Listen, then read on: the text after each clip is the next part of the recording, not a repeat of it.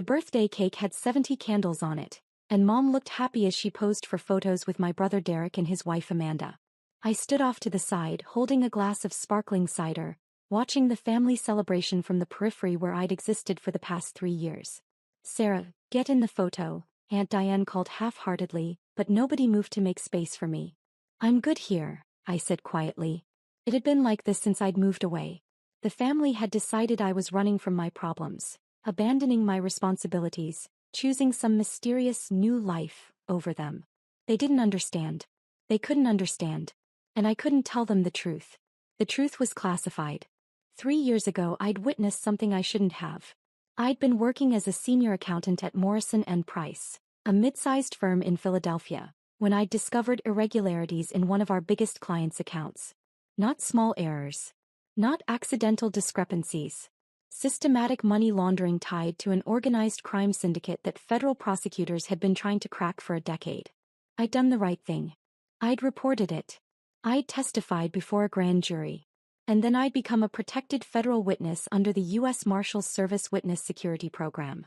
Not full WITSEC. I hadn't needed a complete identity change, but enough protection that my location was classified, my communications were monitored for my safety, and certain assets had been placed under federal protection.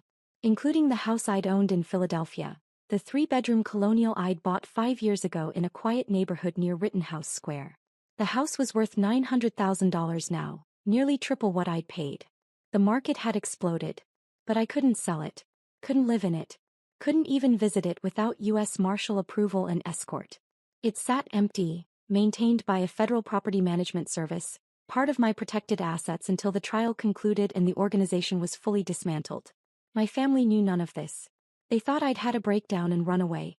They thought the house was abandoned, forgotten, a symbol of my failure to commit to anything.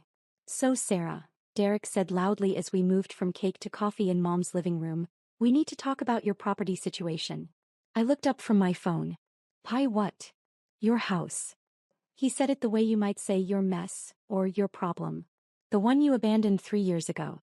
The one that's just sitting there empty while you're off doing whatever it is you do." "I didn't abandon it," I said carefully. "I had to relocate for work." "Work?" Amanda laughed, that brittle sound I'd learned to hate.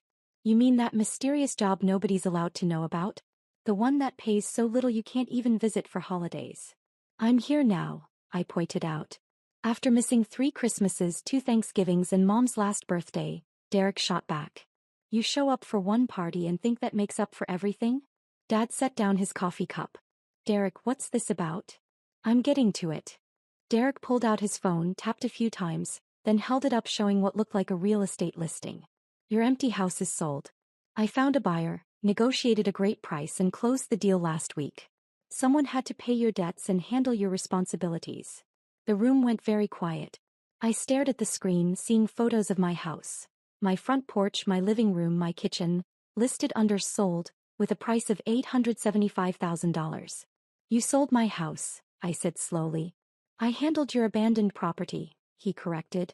"The place has been sitting empty for 3 years, Sarah. You weren't paying the property taxes, weren't maintaining it. The neighborhood association was threatening liens. I did what you should have done years ago. I took responsibility." "How?" I asked, my voice very calm despite the ice flooding my veins. "How did you sell a house you don't own?" "Power of attorney," Amanda said proudly. "Derek got it signed 2 years ago when you were still barely communicating with the family. You gave him authority to handle your affairs in Pennsylvania." I had never signed any such document. "I never gave you power of attorney," I said quietly. "Sure you did." Derek pulled up another photo on his phone. "Right here. Your signature notarized and everything. You were so scattered back then you probably don't even remember." I looked at the document on his screen. It did have my signature. Or rather, a very good forgery of my signature. The notary stamp looked official. The date was from 18 months ago, during a period when I'd been in protective custody in another state, completely unreachable by my family. "That's not my signature," I said. "Oh, come on." Derek rolled his eyes. "Don't start making excuses. This is classic Sarah. Avoid responsibility, blame everyone else, refuse to deal with reality." "Where's the money?" I asked. "What money?" "The $875,000 from the sale. I used it to pay off your debts. Derek said. Property taxes, homeowners association fees, maintenance costs, legal fees for the sale. And honestly, after everything Mom and Dad have done for you over the years, I think they deserved some compensation for the stress you've caused. Mom looked uncomfortable. Derek, we didn't ask. You didn't have to ask, he interrupted. Sarah abandoned you. She disappeared for 3 years, barely called, never visited. The least she owes you is the money from that house she was never going to live in anyway. How much? I asked, still in that calm voice. How much went to Mom and Dad? 200,000, Amanda said. Which is more than fair considering they raised her for 18 years and she's been nothing but ungrateful. And the rest? Like I said, debts, fees, expenses. Derek shrugged. There's about 50,000 left. I was going to give it to you today, actually. Consider it a gift for finally showing up to something. He pulled out an envelope from his jacket pocket and tossed it on the coffee table in front of me. There's a check. You should be thanking me. I didn't touch the envelope. You forged my signature, I said quietly. You sold a house you had no legal right to sell. You took nearly $900,000 that wasn't yours. And you think I should thank you?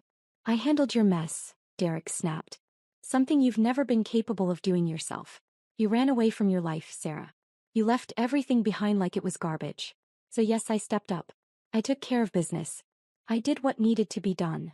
Derek did us all a favor, Uncle Mike added from his chair by the window. That house was becoming a neighborhood eyesore.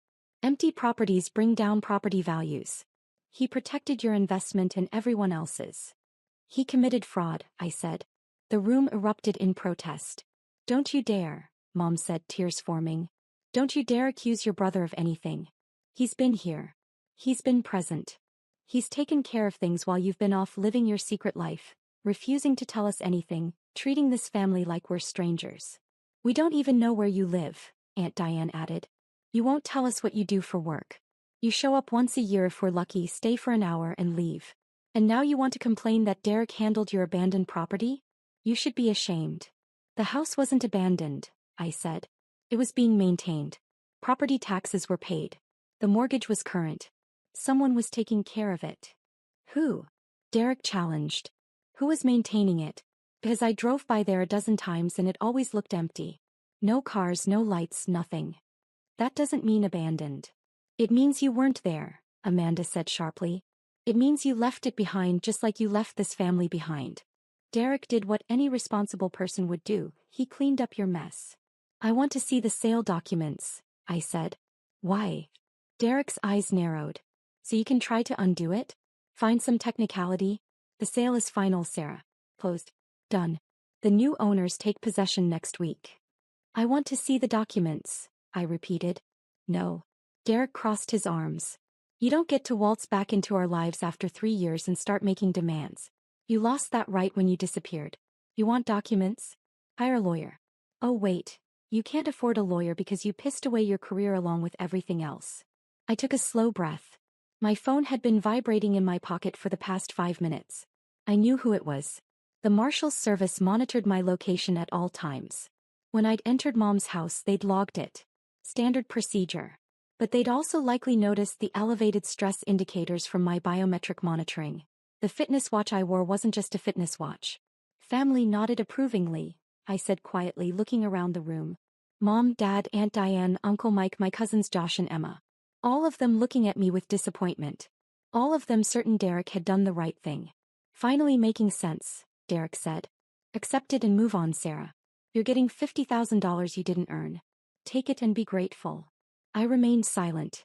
My phone buzzed again. Then again. The doorbell rang. I'll get it, Emma said, walking toward the front door. I heard her open it. Heard her confused voice. Can I help you? Then a male voice, professional and firm. U.S. Marshals Service. We need to speak with Sarah Mitchell immediately. The living room went completely silent. Emma appeared in the doorway, her face pale. Sarah? There are federal marshals here for you. I'll handle it, I said, standing up. 2 men in suits entered the living room behind Emma. I recognized Deputy Marshal James Walsh immediately. He'd been my primary contact for 3 years. The other man was unfamiliar, younger, his hand resting near his hip in a way that suggested he was armed. Ms. Mitchell, Walsh said, his voice professional but his eyes concerned. We need to speak with you. Now. What's going on? Dad demanded. Why are federal marshals at my house? Sir, I need you to remain seated, the younger marshal said firmly. Everyone stay where you are. Ms. Mitchell, Walsh continued, focusing on me, we have a situation. Our property monitoring systems flagged unusual activity at your Philadelphia residence. A sale was recorded. Can you explain this? I didn't authorize any sale, I said clearly. I haven't been to that property in 3 years as per program protocols. Derek had gone very white. Program? What program? Sir, who are you? Walsh asked, turning to my brother. Derek Mitchell. I'm her brother. I sold the house because she abandoned it. I had power of attorney. You had what? Walsh's voice could have cut glass. Power of attorney. Legal authority to handle her affairs. The sale was completely legitimate. Deputy Marshal Chin, Walsh said to the younger man, call it in. Possible federal property fraud, witness security violation, and unauthorized access to protected assets. What the hell is happening? Derek shouted. Walsh turned to him, his expression cold. Mr. Mitchell, the property you sold is a federally protected asset under the Witness Security Program. It cannot be sold, transferred, or accessed without explicit authorization from the U.S. Marshals Service and approval from federal prosecutors. The sale you conducted is not only void, it's a federal crime. The room erupted. Mom started crying. Dad was yelling questions. Aunt Diane was demanding explanations. Everyone quiet. Walsh's voice cut through the chaos. Ms. Mitchell is a protected federal witness. Her location, her assets, and her identity are classified for her safety and for the integrity of an ongoing federal prosecution. The house in Philadelphia is registered under federal protection. Any attempt to sell, access, or transfer that property without proper authorization constitutes obstruction of justice and fraud. I didn't know, Derek stammered. She never told us. She couldn't tell you, Walsh interrupted. That's what classified means, Mr. Mitchell. And claiming ignorance doesn't excuse the fact that you forged federal documents and sold government-protected property. I didn't forge anything. I had power of attorney. Show me the document, Walsh demanded. Derek fumbled with his phone, pulled up the image and showed it to Walsh. The marshals studied it for approximately 3 seconds. This is fraudulent, he said flatly. Ms. Mitchell was in federal protective custody on the date this document claims to have been notarized. She was in Oregon. The notary stamp is fake. The signature is forged. And even if it were real, it would be void. Protected witnesses cannot grant power of attorney over federal assets without Marshals Service approval. How was I supposed to know that? Derek shouted. You weren't, I said quietly. Because I couldn't tell you. I witnessed federal crimes, Derek. I testified against dangerous people. The Marshals Service has been protecting me for 3 years while the prosecution built their case. That house isn't mine anymore. It's a federal asset held in trust until the trial concludes, and it's safe for me to reclaim it. You're a witness? Mom whispered. Against who? I can't tell you that, I said. I've never been able to tell you. That's why I disappeared. That's why I couldn't visit. That's why everything has been classified. But you let us think, Dad started. I let you think whatever you needed to think, I interrupted, because the alternative was telling you the truth and potentially putting you in danger. The people I testified against are part of an organization that's killed witnesses before. The Marshals Service relocated me, changed my routines, and put my assets under protection to keep me safe. And to keep you safe by keeping you ignorant. Jesus Christ, Uncle Mike breathed. Derek was shaking. The sale. The buyers. Will be contacted by federal authorities, Walsh said. The sale is void. Any money transferred will be frozen and returned. Any documents filed will be sealed. And you, Mr. Mitchell, will be facing federal charges for fraud, forgery, and obstruction of a federal witness protection program. I didn't mean to. Doesn't matter, the younger marshal, Chin said, having finished his phone call. Intent isn't required for these charges. You sold federal property. That's enough. Amanda was crying now. What's going to happen to him? That depends, Walsh said, looking at me. Ms. Mitchell, do you wish to press charges? The room held its breath. I looked at Derek. My older brother who'd bullied me throughout childhood. Who'd called me weak, called me a failure, called me a coward for running away. Who just admitted to forging my signature and stealing nearly $1 million. Yes, I said quietly. I do. Sarah, no. Mom screamed. He's your brother. He's a criminal, I said. He forged federal documents. He committed fraud. He sold property that was under federal protection, potentially compromising an active witness security case. If the people I'm testifying against found out about this sale, if they tried to trace the property records, they could have found me. Derek didn't just steal money, he potentially endangered my life. I didn't know, Derek whispered. You didn't care, I corrected. You saw an opportunity to take what you thought was mine and you took it. You didn't call me. Didn't ask permission. Didn't question why the house was empty. You just assumed I'd abandoned it, assumed I'd failed at something else, and decided you deserved the money more than I did. We're family, Dad said desperately. You can't do this to family. Family doesn't steal from each other, I said. Family doesn't forge signatures. Family doesn't sell property that isn't theirs. You want to talk about abandonment? Derek just tried to steal nearly $1 million from me and give you $200,000 of it. That's not family. That's theft. Walsh pulled out handcuffs. Derek Mitchell, you're under arrest for fraud, forgery, and obstruction of justice in relation to a federal witness protection program. You have the right to remain silent. The scene devolved into chaos. Amanda was screaming. Mom was sobbing. Dad was shouting at me, calling me heartless, calling me a traitor. I stood quietly and watched as Walsh handcuffed my brother and led him toward the door. Ms. Mitchell, Chin said to me, we need to relocate you immediately. This incident has compromised your current security protocols. Pack whatever you brought. You're coming with us. I understand, I said. Sarah, don't do this, Mom begged, grabbing my arm. Don't take him away. He made a mistake. He didn't know. He didn't ask, I said, gently removing her hand. He saw an opportunity to profit from what he thought was my failure and he took it. That's not a mistake. That's a choice. You're destroying this family, Dad said, his voice shaking with rage. No, I said calmly. Derek destroyed it when he committed federal crimes. I'm just letting the consequences play out. I followed Chin to the door, leaving behind Mom's birthday party, the uneaten cake, and the family that had never understood why I'd disappeared. In the government SUV, Walsh turned to me from the front seat. You okay? I'm fine, I said. That was your brother. I know. This is going to be all over the news, he warned. Federal witness's brother arrested for fraud. It'll complicate the trial. Will it compromise the case? I asked. No. The case is solid.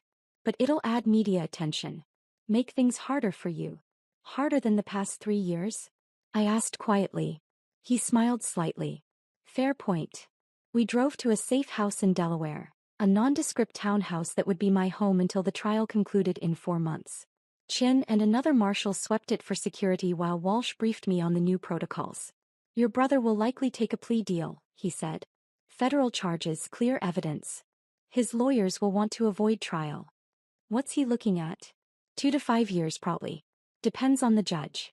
The prosecutors are pretty angry. Witness protection violations are taken seriously. And the money? Already frozen. The buyers will get their $875,000 back. Your house is still secure, still under federal protection. Nothing actually changed except Derek's freedom. I nodded slowly. For what it's worth, Walsh said, you did the right thing. If you'd let it go, if you tried to handle it privately, it could have compromised everything. The organization you're testifying against has people looking for any weakness. A property sale on record with your name attached? They'd have found it eventually. I know, I said. Over the next few weeks, the story played out exactly as Walsh predicted. Derek's arrest made headlines. Federal witness's brother charged with fraud. The news stories portrayed me as either a hero for standing up to corruption or a villain for prosecuting my own brother. My family chose the villain narrative. Mom gave an interview to a local news station, tearfully explaining that I'd abandoned them, that Derek had only tried to help, that I was destroying the family over a misunderstanding. Dad released a statement calling me cold and unforgiving. Aunt Diane started a GoFundMe for Derek's legal defense. I watched it all from the safe house, sitting on a government-issued couch, eating government-provided meals, and preparing for the trial that had consumed 3 years of my life. Derek took a plea deal. 3 years in federal prison, 5 years supervised release, full restitution of all funds. Amanda filed for divorce 2 weeks later. The trial I was testifying in concluded successfully. The prosecution secured convictions against all 7 defendants. Money laundering, racketeering, conspiracy. The criminal organization was dismantled. My testimony had been crucial. 6 months after Derek's arrest, I was released from witness protection. The threats had been neutralized. I could reclaim my life. I returned to Philadelphia on a cold Tuesday morning, Deputy Marshal Walsh escorting me to my house for the first time in 3 years. It looked exactly as I'd left it. The federal property management team had maintained it perfectly. Fresh paint, manicured lawn, updated appliances. But more importantly, it was mine again. Truly mine. Market value is over $950,000 now, Walsh said, handing me the keys. You could sell it if you wanted. I think I'll keep it, I said. For a while anyway. I'd already accepted a new position. Senior forensic accountant with the FBI's Financial Crimes Division. The work I'd done uncovering the money laundering had impressed the right people. My salary would be $156,000 annually with federal benefits and a security clearance. The job started in 3 weeks. I spent the first week back in my house just existing in it. Remembering what it felt like to have a home. A place that was mine that I could stay in without looking over my shoulder. My family reached out exactly once. Mom sent an email. Derek is suffering in prison because of you. I hope you're happy. You've destroyed this family. We want nothing to do with you ever again. I read it once then deleted it. I hadn't destroyed anything. I'd simply refused to let my brother's crimes go unpunished because we shared DNA. I'd chosen justice over family loyalty, integrity over convenience. The decision had cost me my family's approval. But I still had my house, my career, my freedom, my integrity, and honestly, that was worth more than their approval had ever been. 3 months later, I was sitting in my home office reviewing case files for the FBI when my doorbell rang. I checked the security camera, a feature I'd added immediately upon returning, and saw a woman I didn't recognize. Mid-40s, professional clothing, nervous expression. I opened the door cautiously. Can I help you? Ms. Mitchell? Sarah Mitchell? Yes. I'm Jennifer Walsh. I'm an attorney representing your brother Derek. I started to close the door. Wait, please. She held up her hands. I'm not here to harass you or ask you to drop charges. Derek asked me to deliver something. She pulled an envelope from her briefcase. What is it? I asked. A letter. He's been in prison for 6 months now. He's had a lot of time to think. He asked me to give this to you. I took the envelope but didn't open it. Anything else? He's genuinely sorry, Jennifer said quietly. For what it's worth. He understands what he did was wrong. Not just legally wrong, morally wrong. He stole from you. He betrayed your trust. He put your safety at risk. He knows that now. Good for him, I said. He doesn't expect forgiveness. He just wanted you to know. After she left, I sat at my kitchen table and stared at the envelope for 20 minutes before opening it. The letter was handwritten, 4 pages long. Sir, I don't expect you to read this. I don't expect you to care. But Jennifer said she'd try to deliver it, so I'm writing anyway. You were right about everything. I sold your house because I could. Because I wanted the money. Because I'd convinced myself you didn't deserve it, that you'd abandoned it, that you'd abandoned us. I told myself I was being responsible, cleaning up your mess, doing what needed to be done. But the truth is simpler and uglier. I was jealous. You bought that house when you were 26 years old. I was 29 and still renting. You had a successful career, a beautiful home, your whole life figured out. And I resented it. I resented you. When you disappeared 3 years ago, when you stopped coming to family events and wouldn't explain why, I was almost happy. Finally, Sarah had failed at something. Finally, the perfect little sister had screwed up. I never considered that you might have a good reason for disappearing. I never thought maybe you were in trouble, maybe you needed help, maybe something serious was happening. I just saw an opportunity. The house was empty. You weren't there. And I knew where you kept your important documents from when I'd helped you move in years ago. I knew your signature. I knew how to forge it. I told myself I was helping. But I was stealing. From my own sister. I didn't know about witness protection. I didn't know about the federal investigation. But even if I had known, I'm not sure I would have acted differently. I was that far gone in my resentment. Prison has given me a lot of time to think about who I've become. About the person I was to you growing up. The bullying, the dismissal, the constant criticism. I was the older brother. I should have protected you. Instead, I tore you down every chance I got. You deserved better. You deserved a brother who celebrated your success instead of resenting it. Who trusted you instead of assuming the worst.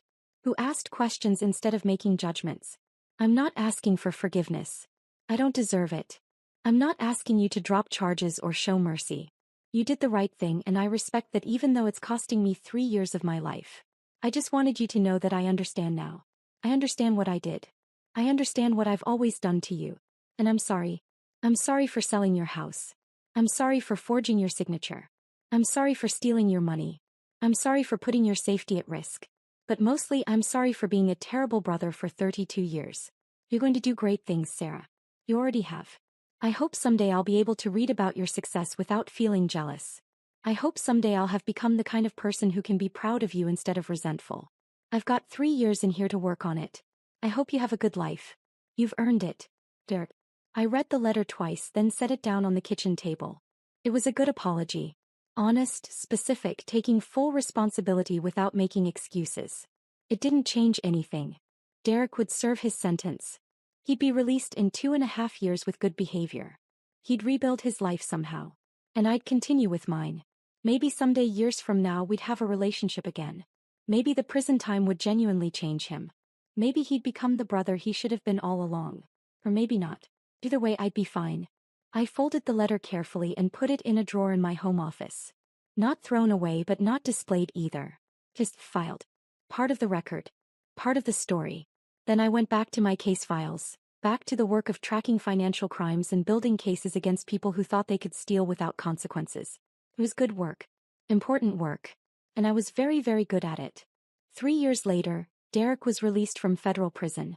I heard about it through Aunt Diane's Facebook post. Welcome home, Derek. We missed you. He never contacted me directly. Mom and Dad retired to Florida. I sent them a card when they moved but received no response. My career flourished. I was promoted to Assistant Special Agent in charge of the FBI's Financial Crimes Division. I led investigations that recovered hundreds of millions in stolen assets. I became an expert witness, testifying in federal cases across the country. I eventually sold the Philadelphia house for $1.2 million and bought a beautiful brownstone in Washington, D.C., closer to FBI headquarters. I dated occasionally, made friends in my new city, lived a quiet and successful life. And I never, not once, regretted pressing charges against my brother. Because some things are more important than family loyalty. Things like integrity, justice, the rule of law. Things like knowing that you stood up for yourself, that you refused to let someone steal from you just because you shared DNA. Things like being able to look at yourself in the mirror and know you did the right thing even when it was the hardest thing. That's worth more than any family approval could ever be. That's worth everything.